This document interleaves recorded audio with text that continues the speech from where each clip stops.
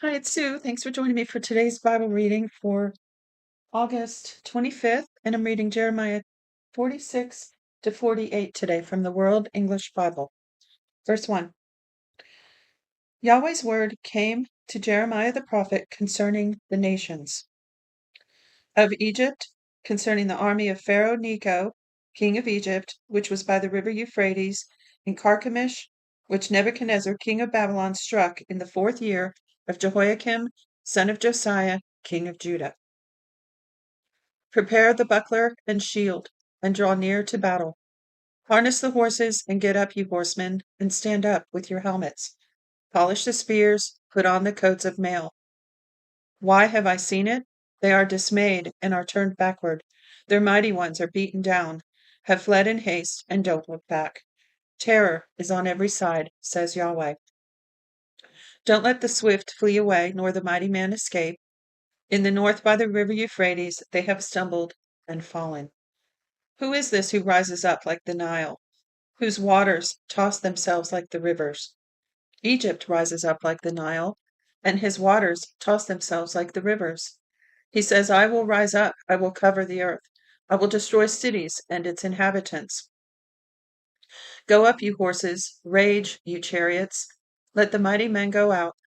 Cush and Put, who handle the shield, and Ludim, who handle and bend the bow. For that day is of the Lord, Yahweh of armies, a day of vengeance, that he may avenge himself of his adversaries. The sword will devour and be satiated, and will drink its full of their blood, for the Lord, Yahweh of armies, has sacrificed in the north country by the river Euphrates. Go up into Gilead, and take balm, virgin daughter of Egypt. You use many medicines in vain. There is no healing for you. The nations have heard of your shame, and the earth is full of your cry, for the mighty man has stumbled against the mighty. They both fall together. The word that Yahweh spoke to Jeremiah the prophet, how that Nebuchadnezzar, king of Babylon, should come and strike the land of Egypt. Declare in Egypt, publish in Migdol, and publish in Memphis and Tahpanhes. Say, stand up and prepare, for the sword has devoured around you. Why are your strong ones swept away? They didn't stand because Yahweh pushed them. He made many to stumble. Yes, they fell on one another. They said, Arise, let's go again to our own people and to the land of our birth from the oppressing sword. They cried there, Pharaoh king of Egypt is but a noise. He has let the appointed time pass by. As I live, says the king, whose name is Yahweh of armies, surely like Tabor among the mountains, and like Carmel by the sea, so he will come. You daughter who dwells in Egypt, furnish yourself to go into captivity, for Memphis will become a desolation and will be burned up without inhabitant. Egypt is a very beautiful heifer, but destruction out of the north has come. It has come. Also her hired men in the middle of her are like calves of the stall, for they also are turned back. They have fled away together. They didn't stand, for the day of their calamity has come on them, the time of their visitation. Its sound will go like the serpent, for they will march with an army and come against her with axes as woodcutters. They will cut down her forests, says Yahweh, though it can't be searched, because they are more than the locusts and are innumerable. The daughter of Egypt will be disappointed. She will be delivered into the hand of the people of the north. Yahweh of armies, the God of Israel, says, Behold, I will punish Ammon of No, that's N-O, and Pharaoh and Egypt with her gods and her kings, even Pharaoh and those who trust in him. I will deliver them into the hand of those who seek their lives, and into the hand of Nebuchadnezzar, king of Babylon, and into the hand of his servants. Afterwards it will be inhabited as in the days of old, says Yahweh. But don't be afraid, Jacob, my servant. Don't be dismayed, Israel. For behold, I will save you from afar, and your offspring from the land of their captivity. Jacob will return and will be quiet and at ease. No one will make him afraid. Don't be afraid, O Jacob, my servant, says Yahweh, for I am with you. I will make a full end of all the nations where I have driven you, but I will not make a full end of you. But I will correct you in measure, and will in no way leave you unpunished. So that's the second time in about a week that we've seen where he said, of Jacob, I will not make a full end of you. I will make a full end of all the nations, but I will not make a full end of you. Chapter 47. Yahweh's word that came to Jeremiah the prophet concerning the Philistines before Pharaoh struck Gaza. Yahweh says, Behold, waters rise up out of the north, and will become an overflowing stream, and will overflow the land and all that is therein, the city and those who dwell therein. The men will cry, and all the inhabitants of the land will wail. At the noise of the stamping of the hoofs of his strong ones, at the rushing of his chariots, at the rumbling of his wheels, the fathers don't look back to their children for feebleness of hands, because of the day that comes to destroy all the Philistines, to cut off from Tyre and Sidon every helper who remains, for Yahweh will destroy the Philistines, the remnant of the Isle of Haftor. That was one very long run-on sentence all the way back from at the noise of the stamping of the hooves. Verse 5. Baldness has come on Gaza. Ashkelon is brought to nothing. The remnant of their valley, how long will you cut yourself? Your sword of Yahweh, how long will it be before you are quiet? Put yourself back into your scabbard. Rest and be still. How can you be quiet since Yahweh has given you a command? Against Ashkelon and against the seashore, there he has appointed it. Chapter 48. Of Moab, Yahweh of armies, the God of Israel, says, Woe to Nebo, for it is laid waste. Kiriathaim is disappointed, it is taken, Misgab is put to shame and broken down. The praise of Moab is no more. In Heshbon they have devised evil against her. Come, let us cut her off from being a nation. You also, madmen, will be brought to silence. The sword will pursue you. The sound of a cry from Horonaim, desolation and great destruction. Moab is destroyed. Her little ones have caused a cry to be heard, for they will go up by the ascent of Luhith with continual weeping.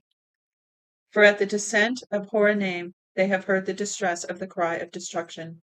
Flee, save your lives. Be like the juniper bush in the wilderness. For because you have trusted in your works and in your treasures, you also will be taken. Chemosh will go out into captivity, his priests and his princes together. The destroyer will come on every city, and no city will escape. The valley also will perish, and the plain will be destroyed, as Yahweh has spoken. Give wings to Moab, that she may fly and get herself away, and her cities will become a desolation, without anyone to dwell in them. Cursed is he who does the work of Yahweh negligently, and cursed is he who keeps back his sword from blood. Moab has been at ease from his youth, and he has settled on his lees, and has not been emptied from vessel to vessel, neither has he gone into captivity. Therefore his taste remains in him, and his scent is not changed. Therefore, behold, the days come, says Yahweh, that I will send to him those who pour off, and they will pour him off, and they will empty his vessels, and break their containers in pieces. This would be a great study in metaphors. Really good examples of metaphors and similes in this section. Verse 13. Moab will be ashamed of Chemosh, as the house of Israel was ashamed of Bethel, their confidence. How do you say we are mighty men and valiant men for war? Moab is laid waste, and they have gone up into his cities, and his chosen young men have gone down to the slaughter, says the king, whose name is Yahweh of armies. The calamity of Moab is near to come, and his affliction hurries fast. All you who are around him bemoan him, and all you who know his name say, How the strong staff is broken, the beautiful rod. You daughter who dwells in Dibon, come down from your glory and sit in thirst, for the destroyer of Moab has come up against you. He has destroyed your strongholds. Inhabitant of Aror, stand by the way and watch. Ask him who flees and her who escapes. Say, what has been done? Moab is disappointed, for it is broken down. Wail and cry. Tell it by the Arnon that Moab is laid waste. Judgment has come on the plain country, Holon, on Jaza, on Mephath, on Dibon, on Lebo, on Beth Diblathaim, on Kiriathaim, on Beth Gamel, on Beth Meon, on Kirioth, on Basra, and on all the cities of the land of Moab, far or near. The horn of Moab is cut off, and his arm is broken, says Yahweh. Make him drunken, for he magnified himself against Yahweh. Moab will wallow in his vomit, and he also will be in derision. For wasn't Israel a derision to you? Was he found among thieves? For as often as you speak of him, you shake your head. You inhabitants of Moab, leave the cities and dwell in the rock. Be like the dove that makes her nest over the mouth of the abyss. We have heard of the pride of Moab. He is very proud in his loftiness, his pride, his arrogance, and the arrogance of his heart. I know his wrath, says Yahweh, that it is nothing. His boastings have done nothing. Therefore I will wail for Moab. Yes, I will cry out for all Moab. They will mourn for the men of Kir Heres. With more than the weeping of Jazer, I will weep for you, vine of Sibmah. Your branches passed over the sea. They reached even to the sea of Jazer. The destroyer has fallen on your summer fruits and on your vintage. Gladness and joy is taken away from the fruitful field and from the land of Moab.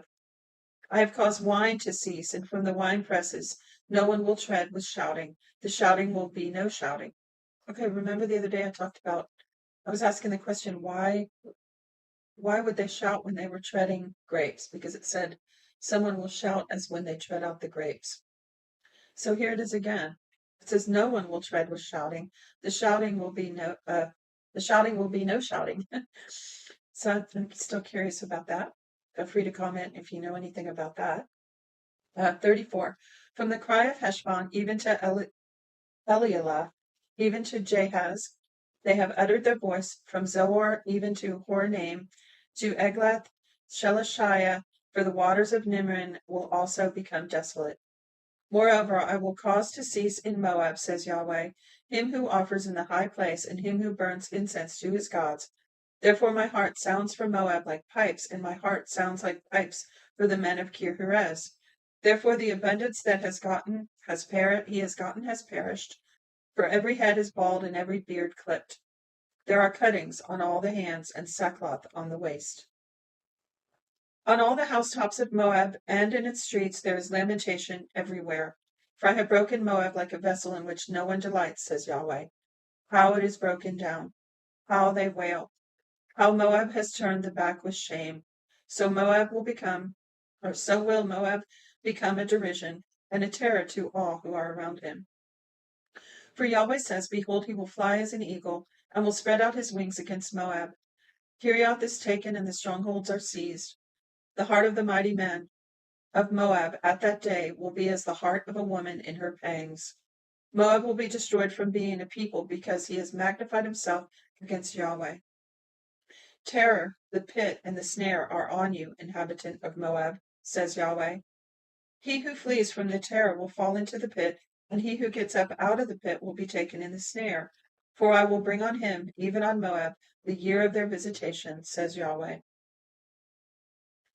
Those who fled stand without strength under the shadow of Heshbon, for a fire has gone out of Heshbon and a flame from the middle of Sihon, and has devoured the corner of Moab and the crown of the head of the tumultuous ones.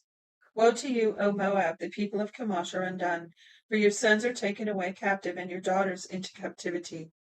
Yet I will reverse the captivity of Moab in the latter days, says Yahweh. There's that hope. And after all the judgment, there's still hope. Again, it says, yet I will reverse the captivity of Moab in their latter days, says Yahweh. Thus far is the judgment of Moab. That's it for today's reading. Thanks for joining me. Shalom, shalom.